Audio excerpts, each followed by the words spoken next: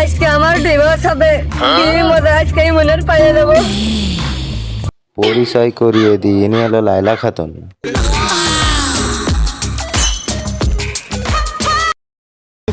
বাবুদের কাছ থেকে আমি 5 লাখ টাকা নেবো, নিয়ে ইমনের বিয়ে করে আমি হানিমুন করতে যাবো সিঙ্গাপুর।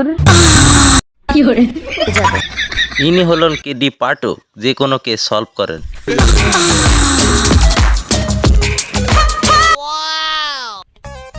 আপনি কি দেখতেছেন? ওকে সাহেব, আপনি কই? হ্যাঁ আমি চলে ইনি হলেন লাইলা খাতুনের হয়ে লড়বে, যে কোনো কেস সবসময় তিনি হারেন। আসছি।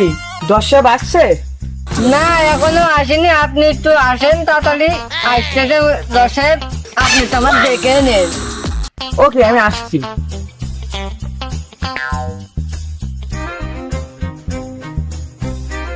ম্যাডাম, এটা আদালত, ওইটা একটু ঢেকুন ঢেকুন।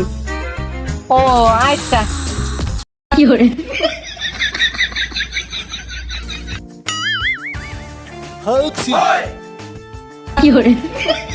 কোর্ট শুরু।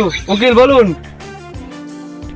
মহামান্য আদালত, আমার মক্কেল পুরো নির্দোষ। স্যার, আমি লাইলা খাতুন। আমি একটু ইয়ে চাই, মানে মুক্তি চাই। স্যার, আমার একটু দেখুন না, ভালো করে দেখুন।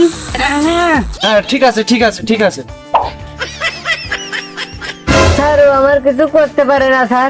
স্যার, আজকে আমার একটু ফয়সালা করে দেন না স্যার, দেখুন স্যার। হ্যাঁ শুনেছি শুনেছি, একটু বন্ধ করুন তো।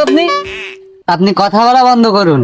সাকিব সাহেব, পাইলট কথা হচ্ছে। হ্যাঁ বুঝতে পেরেছি, ইমন আসতে পারিনি হসপিটালে, তো সময় দেওয়া হলো আপনাকে। অবজেকশন পাইলট, আমার মক্কেলকে ফাঁসানোর জন্য ওরা একের পর এক অজুহাত দেখাচ্ছে। আজকে একটা ফয়সালা করে দিতে হবে পাইলট। 10 লক্ষ টাকা এবং সোনারগাঁও হোটেলটা আমার মক্কেলকে এখনই লিখে দিতে হবে। আমাকে বাঁচান স্যার। আমি আসামিকে আসার জন্য অনুরোধ করতেছি। স্যার, মহামান্য আদালত, আমার কোনো দোষ নেই, সব দোষ আমার বোর। এই আদালত এই রায় ঘোষণা করছে।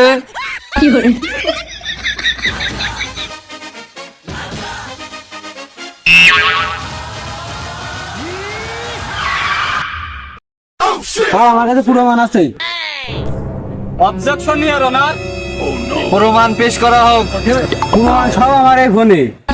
এই নিন 10 সাহেব।